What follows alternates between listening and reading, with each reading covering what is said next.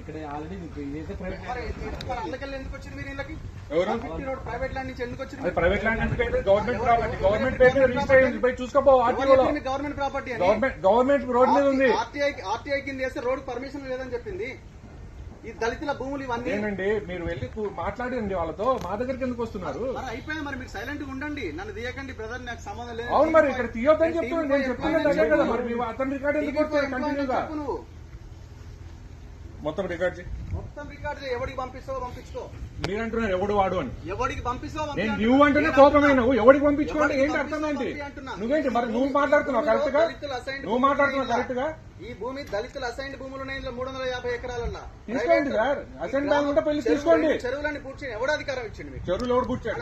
అదేం చెరువు ఎంత వరకు ఉంది కదా సార్? చెరువు పూడ్చిన ఫోటో హైదరాబాద్ లో చేంజ్ చేశారు మరి. కదా ఇది ఎవడు కలర్ ఫోటో ఏది? ఇక్కడ లేవు ల్యాండ్ లైన్. మీరు అనే ల్యాండ్ ఇక్కడ లేవు. ఎఫ్ఐఆర్ ఇరిగేషన్ ఈ పెట్టింది. ఎఫ్ఐఆర్ ఇక్కడ లేవు. ఆ ల్యాండ్ ఇక్కడ లేవు. ఆ ల్యాండ్ ఇక్కడ లేవు. మీరు చెప్పేవి ఏవైతున్నాయో అవి ఇక్కడ లేవు. ఎవరైనా ఇక్కడ లేవు. అవి ఆ ల్యాండ్ ఇక్కడ లేవు. మీరు చెప్పే ల్యాండ్ ఇక్కడ లేవు. మీరు చెప్పే ల్యాండ్ ఇక్కడ లేవు. వెంచర్ కదా బాస్, కరెక్టే. సర్వే నెంబర్ కూర్చున్నారు కదా. ఇది సేల్స్ ఆఫీస్ అని ఇక్కడికి వచ్చినాం. వేరే సర్వే నెంబర్. ఓనర్ వేరే. ఓనర్ ఎవరు? ఓనర్ వేరే. ఈ పార్ట్ వేరే.